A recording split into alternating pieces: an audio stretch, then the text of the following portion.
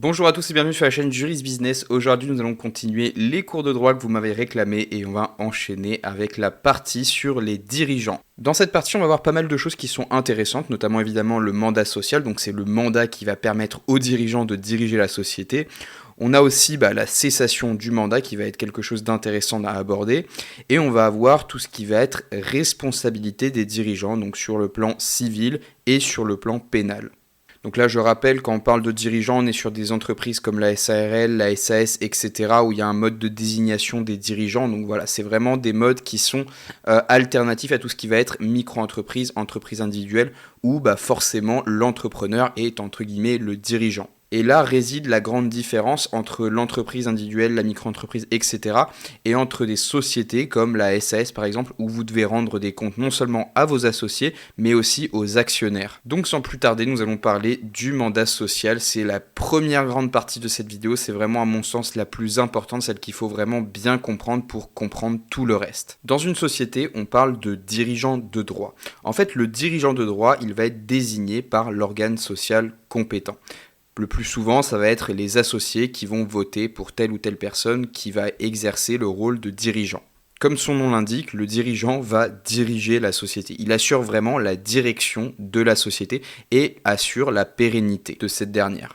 Le dirigeant de droit doit avoir la capacité civile et il ne doit y avoir aucune incompatibilité qui ne lui permettrait pas d'exercer ses pouvoirs de dirigeant de plein droit. En fait, ce qu'il faut vraiment comprendre, c'est qu'il ne faut pas qu'une interdiction ou qu'une incompatibilité vienne entraver en fait sa mission qui est d'assurer la pérennité de la société. C'est réellement une mission qui lui est attribuée par les associés et par l'ensemble de la société. Le dirigeant va avoir des pouvoirs à l'égard des tiers. À l'égard des tiers, il va être le représentant légal qui est investi des pouvoirs les plus étendus pour agir dans toutes les circonstances au nom de la société. Évidemment, sous réserve que l'acte entre dans l'objet social et n'empiète pas sur les pouvoirs des autres organes, notamment ceux des associés évidemment, qui ont toujours leur mot à dire, quelle que soit la décision du dirigeant. Alors je précise qu'il existe des clauses comme la clause statutaire qui viennent limiter les pouvoirs d'un dirigeant dans certains domaines par exemple. Il faut quand même préciser que ces clauses ne sont pas opposables aux tiers. Et cela même si les statuts qui contiennent ces limitations de pouvoir sont publiés au registre du commerce et des sociétés, et même si le tiers en a eu connaissance, elle lui demeure inopposable. Ensuite, le dirigeant va aussi avoir des pouvoirs à l'égard cette fois de ses associés. Le dirigeant accomplit tous les actes de gestion dans l'intérêt de la société en respectant les éventuelles limitations de pouvoir qui sont prévues de manière statutaire, par exemple avec la fameuse clause statutaire. Enfin, il faut parler du cumul du mandat social avec un éventuel contrat de travail que le dirigeant aurait contracté. Les critères principaux ont été déterminés par la jurisprudence sociale qui va exiger la réunion de 3 critères précis. D'abord, il faut une activité technique distincte du mandat social, donc c'est vraiment quelque chose d'à part entière qui n'est pas en relation avec la société. Il faut qu'il y ait une rémunération séparée et un lien de subordination à l'égard de la société. Cela implique également que le dirigeant n'aille pas travailler dans une société qui est directement concurrente, ce qui serait complètement aberrant et contraire à l'objet social. Et ensuite, il faut évidemment, comme dans tout contrat de travail, une rémunération et un lien de subordination. Je rappelle que le lien de subordination, c'est vraiment ce lien qui va permettre de qualifier un contrat de contrat de travail. C'est vraiment l'élément caractéristique le plus important du contrat de travail. Il faut un lien de subordination. Sans lien de subordination, on n'est pas dans un contrat de travail. Maintenant, nous allons voir dans une deuxième partie la cessation du mandat social. Donc il y a plusieurs types de cessation qui découlent plus ou moins en fait de situations à part entière dans la vie de la société.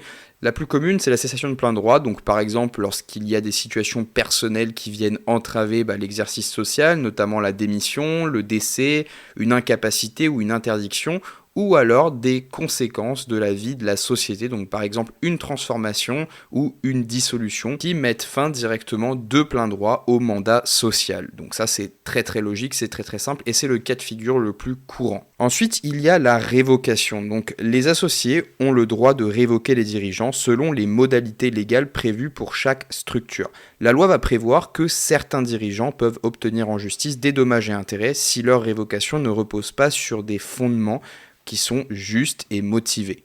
Quoi qu'il en soit, le dirigeant aura droit à des dommages et intérêts si la révocation est humiliante ou ne respecte pas le principe de la contradiction. Petite parenthèse, ce principe de la contradiction garantit à chaque partie le droit de prendre connaissance des arguments de fait, de droit et de preuves à partir desquelles elle sera jugée. C'est vraiment le principe qui vient consacrer en fait le fait que les différents intervenants à un procès doivent se montrer loyaux et diligents dans la communication de leurs pièces et leurs conclusions. Comme dirait un de mes anciens chargés de TD, on n'est pas à la foire. Notez aussi qu'à la demande d'un associé, la révocation d'un dirigeant peut être judiciaire lorsqu'elle repose sur une cause qui doit évidemment être légitime et toujours motivée. Enfin, ça nous amène sur le droit à la réparation, donc ça va être un droit qui va être ouvert aux dirigeants qui ont été révoqués sans respect en fait de ces différentes étapes. Donc ça va être notamment les dirigeants qui ont une révocation brutale ou humiliante ou une révocation qui n'a pas été motivée ou assez bien motivée. Donc là, il faut préciser qu'il y a réparation pécuniaire, mais il n'y a pas réintégration dans la fonction du dirigeant.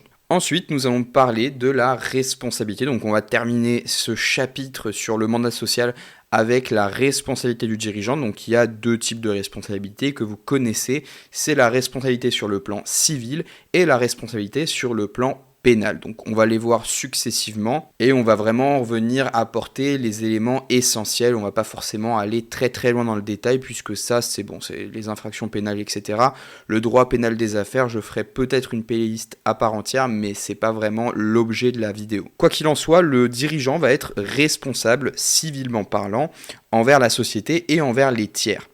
Il doit réparer le préjudice subi du fait d'une violation de la loi, d'une violation des statuts ou d'une faute commise dans la gestion qu'il a eue de sa société. La jurisprudence pour cette faute de gestion va exiger qu'elle soit séparable des fonctions vis-à-vis des tiers.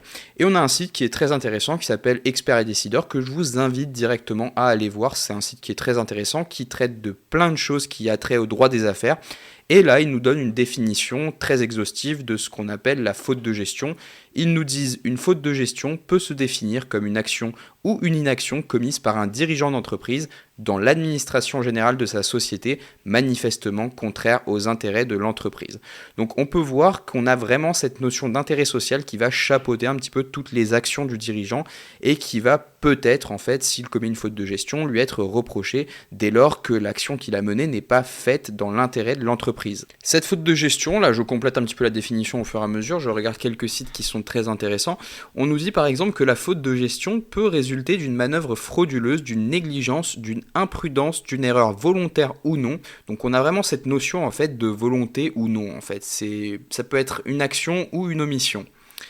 On nous dit aussi que l'omission, même lorsqu'elle est involontaire, par exemple le fait de souscrire à une assurance professionnelle ou une assurance pour les véhicules de la société, est considéré comme une faute de gestion. Donc techniquement, le dirigeant qui a omis de souscrire à une assurance qui est professionnelle ou qui couvre par exemple les risques subis par les véhicules de sa société a commis une faute de gestion qui est punissable sur le plan civil en tout cas.